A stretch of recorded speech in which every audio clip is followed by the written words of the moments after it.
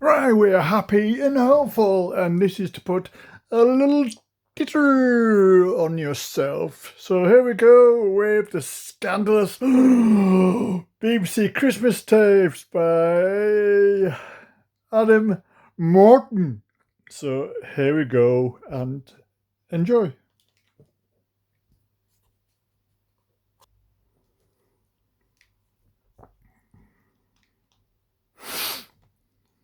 Aspect of 1970s TV culture that was seen as quite risque at the time was the notion of a Christmas tape. In the depths of Television Centre, in the videotape, or VT department, engineers would craftily gather outtakes from all of the corporation's output in order to show them in-house at Christmas time. It wasn't just bloopers either. Original sketches featuring very well recognised and respected BBC talent also made its way onto these tapes. They were never meant for public consumption. They were never meant to be seen outside the walls of the BBC. But, as is often the nature of these things, it was.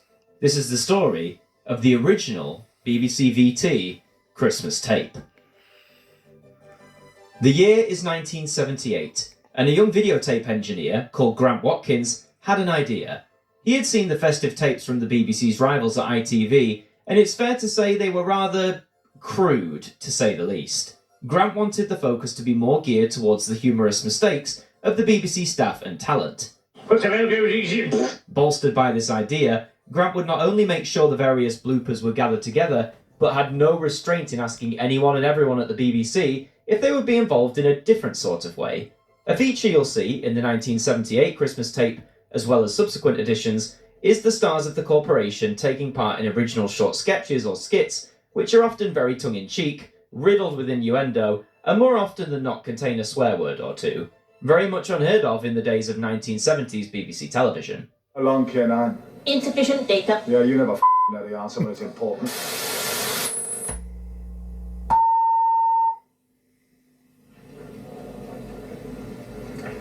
Here is the news.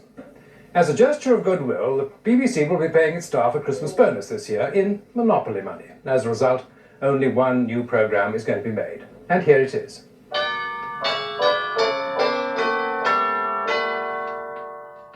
The inaugural Christmas tape was titled White Powder Christmas, which I think just gives you an indication of what sort of content you're in for here.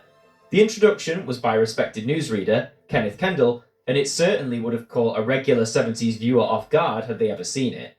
The titles, if you can call them that, feel very familiar for a BBC programme of the day, with shots of idents, clocks, holding slides, and indeed a look at the various programmes that were the output of the BBC back in the late 70s. The intro is virtually harmless, and had you missed the double entendre of a countdown card, then you may be fooled into thinking you were watching some sort of documentary on the Beeb. The intro from a Santa-dressed VT engineer pulls back the curtain on the more tongue-in-cheek nature of this tape. We have now for you a selection of the good, the bad, and the ugly, which if it wasn't for us, you may never have seen. Actually, this isn't a bad idea. I'm surprised the Beeb hasn't thought of it already. Mr. Cotton! Mr. Cotton! Ladies and gentlemen, the conference that totally supports the rest of television stars proudly presents White Powder Christmas. Oddly enough, we are then treated to several clips from a completely different film, a non-BBC one at that. This building is unsafe. I believe these are from the 1977 spoof flick Kentucky Fried Movie, which truly needs to be seen to be believed. Then we get a classic bit of self-deprecation. Good evening. We've got an action-packed evening for you tonight on Thames. But right now, here's a rotten old BBC programme. This is BBC One.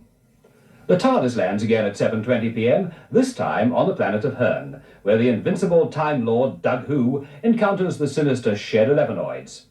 And at 8 p.m, The Good Life, showing that self-sufficiency is possible anywhere outside the BBC. And if you were wondering about Nationwide,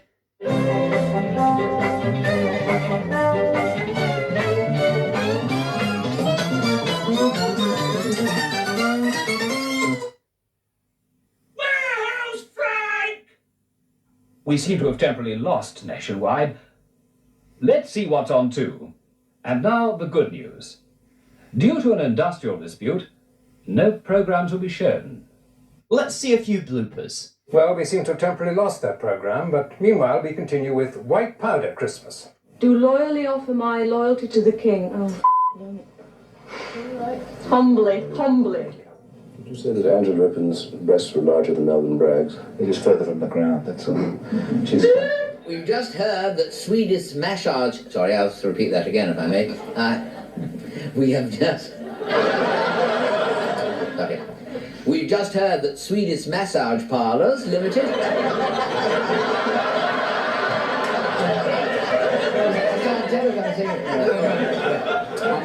Okay, I've got quite warm thinking. Hey, listen, I didn't say the BBC Christmas tapes had no nudity, just far less than the other side, reportedly. More bloopers follow, randomly cut in with scenes from Kentucky Fried Movie once again. I suppose its parodies around television of the day over in the States does sort of fit the bill of the tape, but it feels pretty strange that it keeps popping up here. Moving on, we know Miss Piggy from the Muppets has always been a bit of a flirt, but did you ever think you'd see her like this with Michael Parkinson?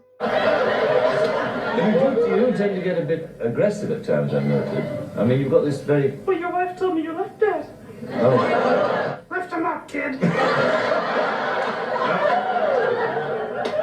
have never in my life. Those are exquisite.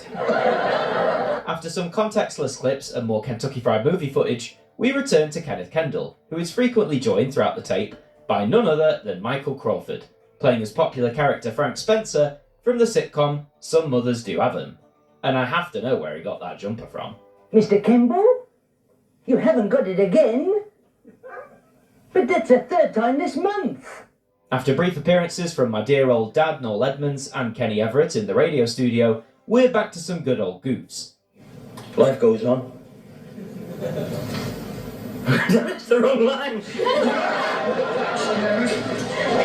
Oh, Miss Shelky. Yes? You tripped over the wire.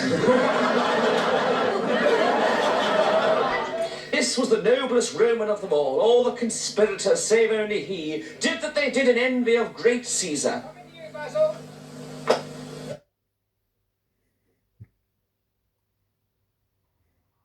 Yes, I love bloopers, mainly because I make so many. So that's it for part 1. I'll be back soon.